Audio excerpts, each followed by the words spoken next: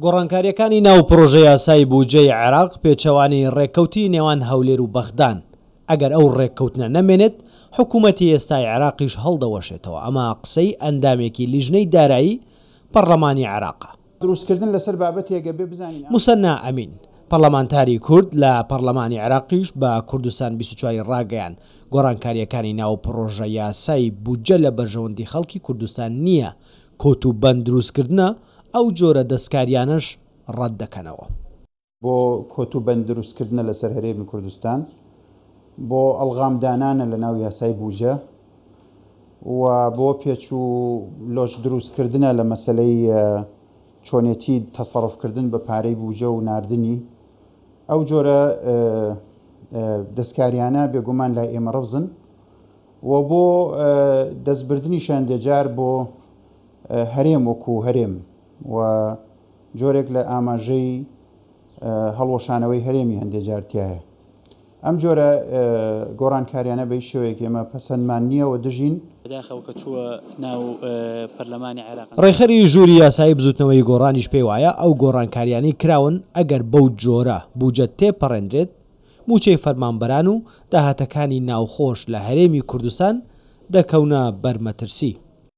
کەمکردنەوەی ئەو پێگە و دەسەڵاتانەیە کە ئێمە دەستوری هەمیشەی عێراق یاوێتی بە قەواری هەرێمی کوردستان و بە هەرێمی کوردستان و لەگەڵیشە دژی ئەو تەوافق و ڕێکەوتنە سیاسیانەیە کە لە ڕابردووە کراوە و پێم وانییە ئەوە بە ئاسانی پەسەندگرێت. بەڵام وەکو گریمان ئەگەر ئەم بابەتە پەسەند کرێت ینی موچەخۆران داهاتەکانمان لە ڕووی کەمبوونەوە و لە ڕووی ڕێژە و بڕیەوە مەترسی لەسەر بێ و ڕێژەکە کەم بێتەوە. پەرلەمانتارێکی پەرلەمانی کوردستان لە فراکسیۆنی یەکێتی دەڵێ ئەوەی لە پەرلەمانی عێراق لە پشکی هەرێمی کوردستان کراوە نادەستوریە. دەبوو نوێنەرانی کورد لە پەرلەمانی عێراق با یەکگرتووی هەوڵیان بۆ زیادکردنی پشکی هەرێمی کوردستان لە بودجەی عێراق دابە، نەک وەک ئەوەی ئێستا کراوە.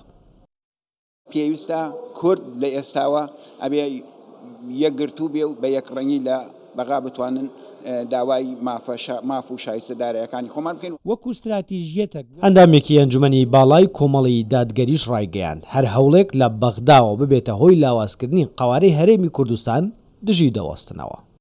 بۆی ئەمە وەکو کۆمەڵ ینی هەر هەوڵێک لە بەغدا کە بدرێ ئەگەر بێت و لە خزمەتی خەڵکی هەرێمی کوردستان دابی بە حەقەت بەڕاستی خزمەت بە خەڵکی هەرێمی کوردستان کە پێشوازی لێ دەکەین و پێمان باشە. بەڵام هەر هەوڵێک ببێتەمایی لاوازکردنی هەرێمی کوردستان و لە دەستدانی هەرێمی کوردستان و سڕینەوەی کیانی کورد و قەوارەی کورد و خاک و نیشتیمان و ئەوانە دژینی. هەمووان لەسەرەوە کۆکن. گۆڕانکاریەکان لە پرۆژە یاسای بودجەی عێراق پێچەوانەی ئەو ڕێککەوتنەیە لە نێوان هەرێم و بەغدا کراوە. جارێکی دیکە دەرگا لەسەر کێشەکان دەکاتەوە.